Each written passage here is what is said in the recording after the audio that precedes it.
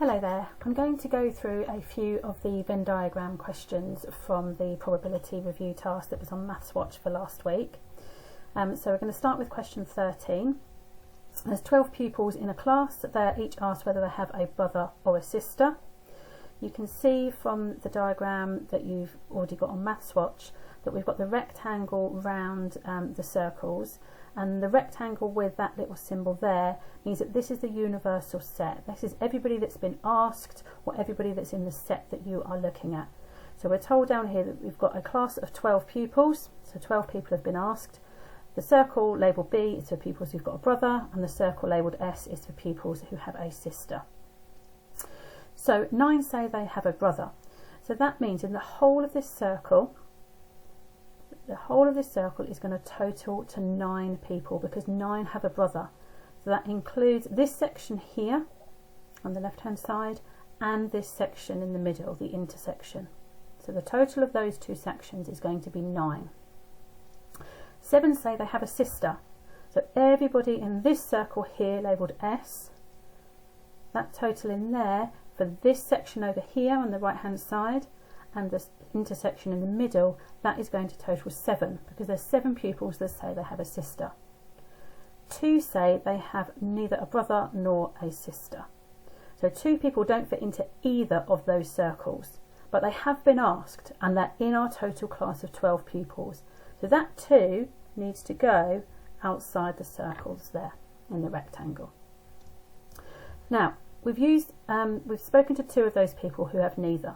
So we started with 12 and we've taken away 2. That leaves us with 10. So the total in these 3 sections that we've got in our circles has got to total 10. Now we're told that 9 have got a brother. So in the whole of this B circle we've got 9. Okay. Now if we take that 9 away from the 10 that we've asked, that means we're going to be left with 1. So if 9 are in this circle here, the B circle, it means that 1 has got to be in the sister circle there. We're then told we've got 7 people have a sister. So the whole of the S circle is going to add up to 7. So we're going to start with our 7. We're going to subtract the 1 that we've already got over here, has got a sister. That leaves us with 6. That means that we're going to have 6 in the middle there, because the 6 plus the 1 gives us the 7 that have got a sister. We're told that 9 have got a brother. So there's going to be 9 in this B circle here. We'll start with our 9. We'll take away the 6 that's in the intersection already, that are already in this B circle, and that leaves us with 3. There's going to be 3 in that section there. So there's your completed Venn diagram.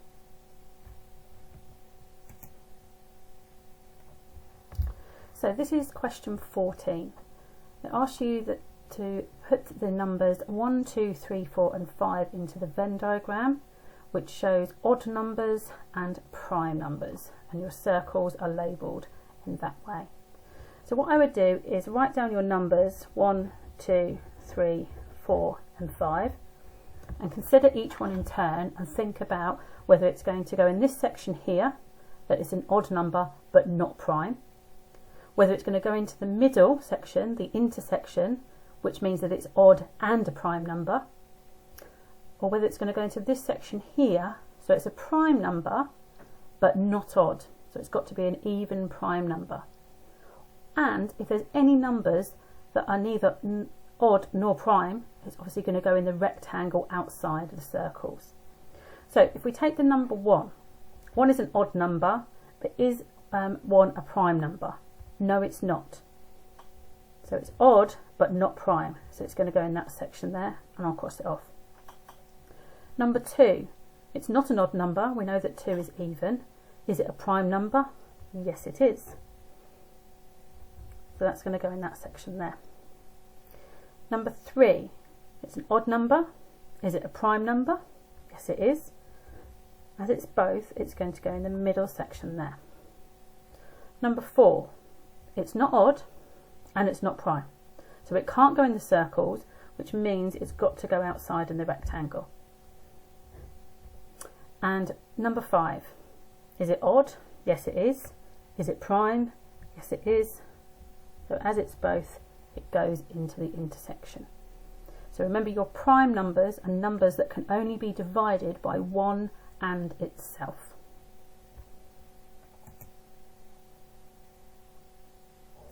Okay, and the next Venn diagram question is question 15.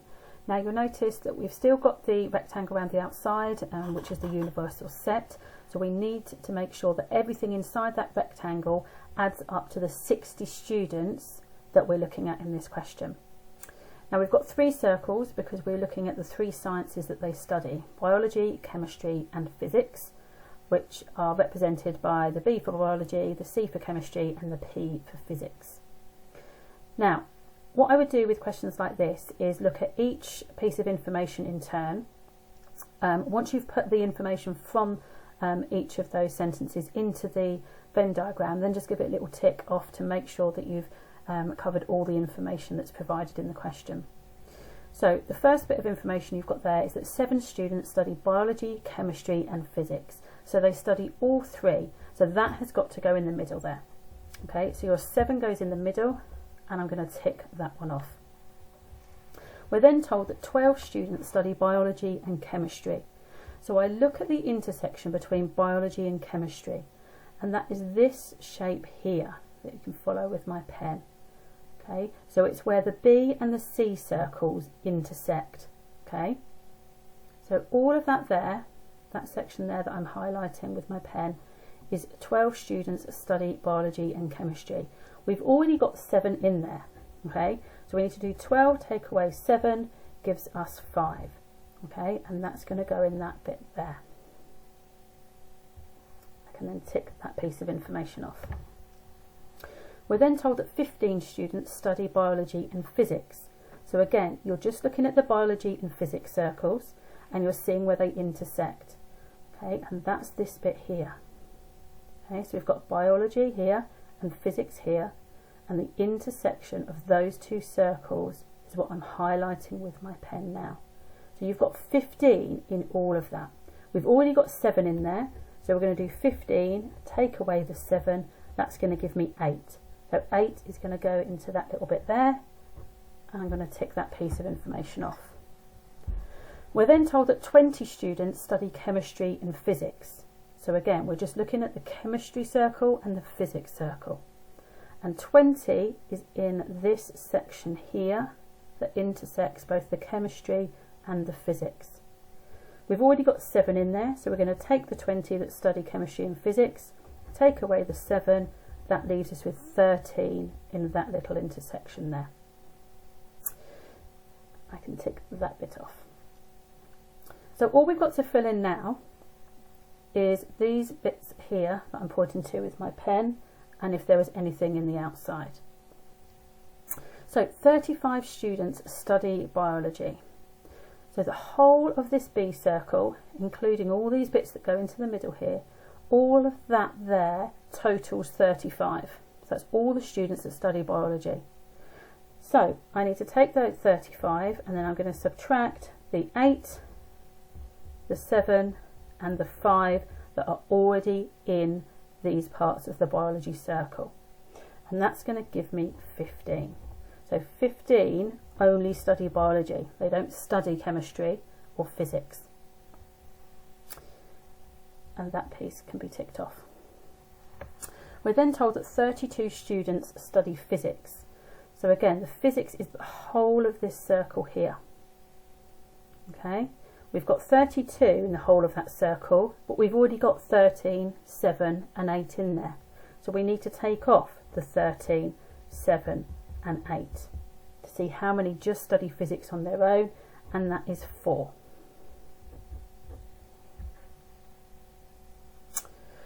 Then we're left with the chemistry. Now we're not told that over here in our information, okay, but what we do know is that there are 60 students altogether. So we know that all of these numbers in here are going to add up to 60, because 60 is our universal set. That's how many students we've got there. It says that they all study a science. So we haven't got anybody out here that doesn't study science, because we're only asking the 60 students that study sciences. So we need to add up all the numbers that we've already got in there, and take that away from 60. So when we add all these numbers up, we get 52. 60 take away 52 leaves me with 8. So there's 8 that study chemistry. And that's your completed Venn diagram for question 15. Now some of you have also asked about questions 16 and 17, so I'm going to run through those two now as well. So Julia has a set of cards with each labelled cat, dog, hamster or rat, and you're asked to complete the table to show the probability of getting a card labelled rat when randomly choosing a card from the set. Now we know that probabilities, when they're in decimal form like this, have got to add up to 1. So we're going to take our 0.35 plus our 0.4 plus our 0.1 that we've got for cat, dog and hamster, and that sums to 0.85. So then we have our 1 that we know they've all got to add up to, take away the 0.85, and that leaves us with 0.15. So the probability of getting a rat is 0.15. That's part A. Part B, Julia chooses a card at random from her set of cards. What is the probability that the card is labelled cat or hamster?